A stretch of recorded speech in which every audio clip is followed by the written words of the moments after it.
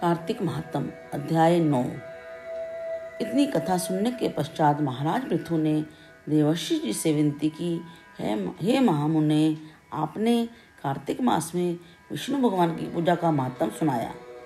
इस मास में यदि किसी अन्य देवता का भी पूजन होता है तो वह भी कहिए। तब नारद जी बोले, हे राजन, अश्विन शुक्ल पूर्णिमा को ब्रह्मा जी का व्रत, कार्तिक कृष्ण चतुर्थी को गणेश जी तथा अष्टमी और अमावस को लक्ष्मी जी का व्रत होता है। जो कुंवारी कन्याएं कार्तिक मास में चतुर्थी को गणेश जी का कर्क चतुर्थी व्रत करती हैं, उन्हें सुयोग्य पति मिलता है। यदि विवाहित स्त्री इस व्रत को करे तो उसका सुहाग अटल रहता है। प्रातः का स्नान आदि से निवृत्त होकर चंदन आदि से श्री गणेश जी का पूजन करे। फिर सायंकाल गणेश जी का पूजन करके चंद्रमा का उदय होने पर उसको अर्घ दे। तत्पश्चात उत्सव मनाते हुए भोजन करे। सधवा स्त्रियों को अपने सुहाग की रक्षा के लिए यह व्रत अवश्य करना चाहिए। कर्क चतुर्थी व्रत के महत्व का वर्णन करते हुए नारद जी ने कहा, हे राजा पृथु, अब इस व्रत का एक इतिहास हम तुमको सुनाते हैं, ध्यानपूर्वक सुनो। भद्रावती नगरी में सुधर्मा नाम का एक राजा था। उसके रविदत्त, सुशर्मा, जय शर्मा, सुजवन नाम के 4 पुत्र, वीरमती नामक एक कन्या थी। सुधर्मा ने अपनी कन्या का विवाह देवव्रत के साथ कर दिया। वे दोनों प्रेम पूर्वक रहने लगे। एक दिन अचानक घर पर सर्प द्वारा काटे जाने से देवव्रत की मृत्यु हो गई। यह देखकर वीरमती जोर जोर से रोने लगी। आवाज़ सुनकर उसके माता पिता, चारों भाई पूर्ववासी भी वहां पर आ गए। देवव्रत को मरा हुआ देखकर समस्त नगर दुख के सागर में डूब गया।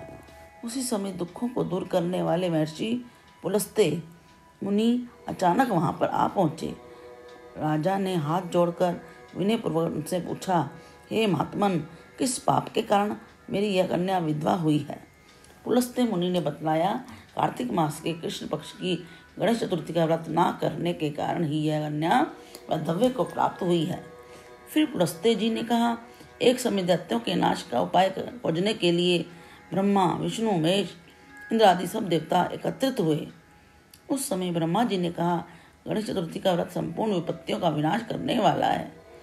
तब सब देवताओं ने कार्तिक कृष्ण चतुर्थी को व्रत किया, जिससे दैत्यों पर विजय प्राप्त हुई। विजय होने के बाद समस्त देवताओं ने गणेश जी से कहा कि वर मांगो।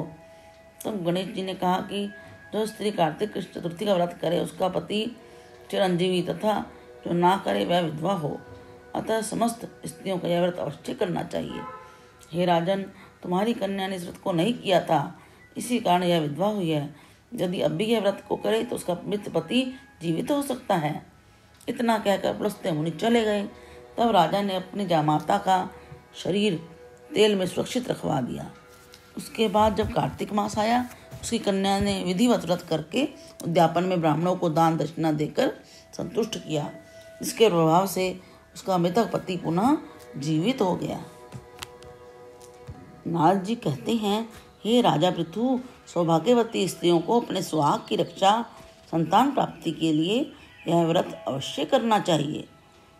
इति कार्तिक महात्म 9वां अध्याय समाप्तम।